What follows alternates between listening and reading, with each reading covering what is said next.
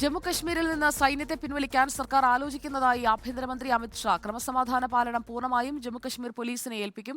നിയമസഭാ തെരഞ്ഞെടുപ്പ് സെപ്റ്റംബറിന് മുൻപ് നടത്തുമെന്നും അമിത്ഷാ പറഞ്ഞു. നോബിൾ മാരിക്കാരൻ നൽകും കൂടുതൽ വിവരങ്ങൾ. നോബിൾ മാരിക്കാരൻ, ജമ്മുകശ്മീരിൽ നിന്നുള്ള സൈന്യത്തെ പിൻവലിക്കലിൽ എന്തൊക്കെ കാര്യങ്ങളാണ് ഇനി അങ്ങോട്ടുള്ള ദിവസങ്ങളിൽ സംഭവിക്കാൻ പോകുന്നത്? അമിത്ഷാ നൽകുന്ന സൂചന എന്താണ്?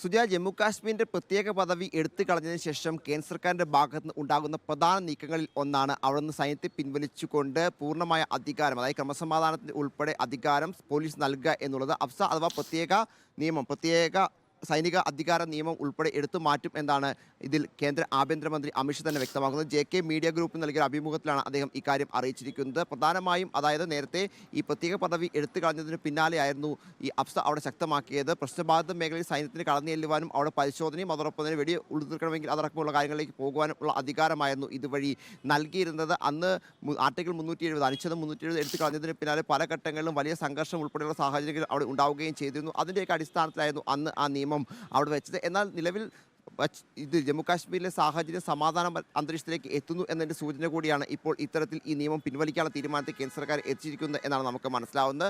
വടക്കിഴക്കൻ സംസ്ഥാനങ്ങൾ ഉൾപ്പെടെ അഫ്സ നിലവിൽ ഉണ്ടായിരുന്നു. അതിൽ 70% സ്ഥലങ്ങളിൽ നിന്നും അഫ്സ പിൻവലിച്ചതായി നേരത്തെ തന്നെ കേന്ദ്ര സർക്കാർ വ്യക്തമാക്കുകയും ചെയ്തിരുന്നു. ഏതാണെങ്കിലും നിലവിലത്തെ സാഹചര്യത്തിൽ ജമ്മു കാശ്മീരിൽ ലോക്സഭാ തെരഞ്ഞെടുപ്പ് നടക്കാൻ പോവുകയാണ്. അതിന് പിന്നാലെ സെപ്റ്റംബറിന് മുൻപായി തന്നെ നിയമസഭാ തെരഞ്ഞെടുപ്പ് നടക്കാൻ പോകുന്നു. ഈ പശ്ചാത്തലത്തിലാണ് ഈ പ്രത്യേക സൈനിക അധികാരം എടുത്തു കളയാനുള്ള തീരുമാനത്തിൽ കേന്ദ്ര സർക്കാർ പോയിരിക്കുന്നത്. സ്വാഭാവികമായും ജമ്മു കാശ്മീരിനെ സംബന്ധിച്ചിടത്തോളം അവിടുത്തെ ജനങ്ങളെ വിശ്വാസത്തിലെടുത്തുകൊണ്ട് മുന്നോട്ട് പോകാനുള്ള സർക്കാരിൻ്റെ ഒരു നിർണായക നീക്കമായി തന്നെ ഈ ഘട്ടത്തിൽ വിലയിരുത്താൻ കഴിയും. അതിൻ്റെ ഭാഗമായി തന്നെയാണ് കേന്ദ്ര ആഭ്യന്തരമന്ത്രി ഇക്കാര്യം വ്യക്തമാക്കിയിരിക്കുകയും ചെയ്തത്. അത് ലോക്സഭാ തെരഞ്ഞെടുപ്പിൽ ഉൾപ്പെടെ വലിയ ഗുണകരം ചെയ്യും. പ്രത്യേകിച്ച് ജമ്മു കാശ്മീരിലെ വിവിധ ഗ്രൂപ്പുകൾ അതോടൊപ്പം തന്നെ വ്യക്തികൾ ഉൾപ്പെടെ ഈ നിയമം എടുത്തു കളയണം, അതായത് സൈന്യത്തിൻ്റെ അധികാരം അവിടെ നിന്ന് എടുത്തു കളയണം എന്ന ആവശ്യം മുന്നോട്ട് വെച്ചിട്ടുണ്ട്. എന്താണെങ്കിലും നിലവിൽ കേന്ദ്രം ഇതിനോട് ഒരു അനുകൂല സമീപനം സ്വീകരിക്കുകയാണ്. അതിൻ്റെ അടിസ്ഥാനത്തിൽ തന്നെയാണ് ഇപ്പോൾ ഈ നിയമം പിൻവലിക്കും എന്നത്, അതായത് പ്രത്യേക സൈനികാധികാരം എടുത്തു കളയും എന്ന നിലപാടിലേക്ക് കേന്ദ്ര സർക്കാർ എത്തിയിരിക്കുന്നത്. ആ കാര്യമാണ് ഇന്നിപ്പോൾ കേന്ദ്ര ആഭ്യന്തരമന്ത്രി അമിത്ഷാ വ്യക്തമാക്കുകയും ചെയ്തിരിക്കുന്നത്. സുജയ, നോബിൾ മാരിക്കാരനാണ് വിവരങ്ങൾ നൽകിയത്.